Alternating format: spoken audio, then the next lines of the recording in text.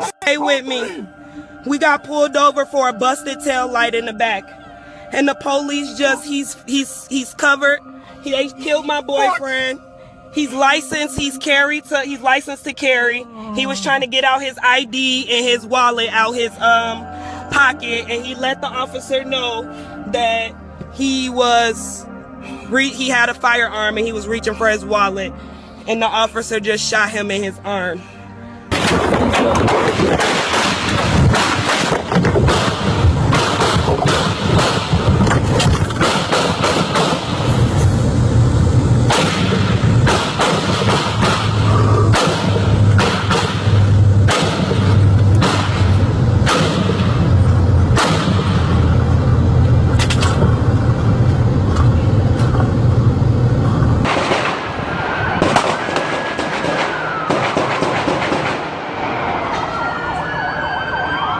Holy sh**. Holy sh**.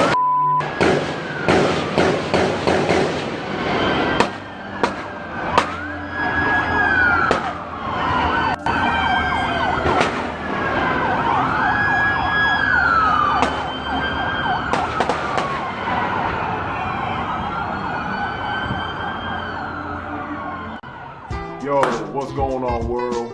Name's Raheem Flowers. Come with another video.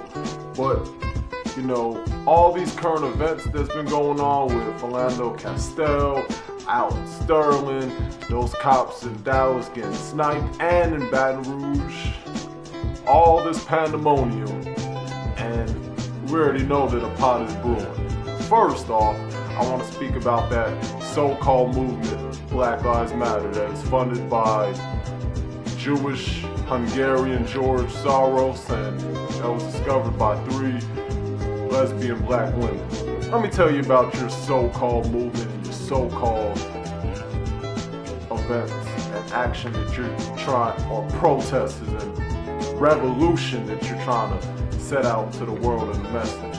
See, no one's going to take your movement seriously because it seems like you're half-stepping. It only looks like you're trying to gain the approval of white society and these racist white cops that you claim to have a disdain for, and the injustices that they commit towards black people. Because it's funny, how come you guys aren't aligning yourselves with movements like the Innocence Project? Because that would be a very strategic move. They would have to acknowledge Black Lives Matter as a serious movement, because the Innocence Project is helping those who were falsely accused of crimes. But you don't do that. What you also don't do is you don't confront these drug dealers, these gangbangers, these stick-up kids, and all these killers. You don't come at them half, or probably not even quarter, as vigorous as you come at these racist white cops. Now, fuckers like George Zimmerman need to be confronted. And what Darren Wilson did to Mike Brown wasn't necessary. Mike Brown did snuff a dude in the store for a pack of cigarettes or whatever at a corner store, and he should have been punished, but he shouldn't have been killed. And another thing about Black Lives Matter, it only seems like you're just all bark and no bite. You have not made any progress for black people. And it's easy for white people to play the whole semantics game, because this is why they can create All Lives Matter. Now, if you just did something as simple as worded it Black Lives Matter 2, then it would be less misleading, less self-centered, and more constructive.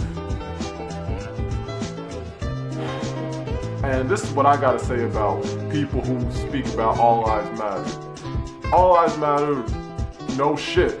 All lives of all races and ethnic groups and sexual orientations and whatever creed do matter. Nobody should be getting killed like deers in a forest and 100 in it. Of course not. However, it's pretty clear that black people have to deal with a lot of BS due to the fact that America was built on racism. That's just the reality of it. Obviously not all white people are racist. I mean, you had guys like John Brown who was actually liberating black slaves, and you had William Wilberforce who helped abolish slavery, etc. We know it's not all white people who think racist. However, we have to acknowledge the fact that a lot of white people will have some sort of preconception of blacks due to the stereotypes that were heavily promoted, perpetuated, and propagated all together by these mediums, by newspapers, by these minstrel shows, by these television shows in the early 1920s. And you even think about things like Birth of a Nation, and even that new movie, even that revamped version of Birth of a Nation is coming out soon. I mean, we get constantly reminded of how much we are just slaves, and we came from slavery, and we were trying to get desegregated. Martin Luther King did something that was so counterproductive. The irony in desegregation is it has caused more of a divisive act towards the world. Back to Black Lives Matter. All you're doing is just looking for Whitey's approval, while not acknowledging the obscenities that occur in your own damn neighborhood that you could confront every day. Now people will tell me, well, there are communities and there are movements that are protesting against black on black violence. Don't you see Father Flager out in Chicago? Yes, Father Flager is a white man, is a white priest. And I'm not saying that Father Flager doesn't care about those lives that happen in the community and isn't doing his own thing, but why should you get a white man to do your own plight? Why should he be the one to fix it?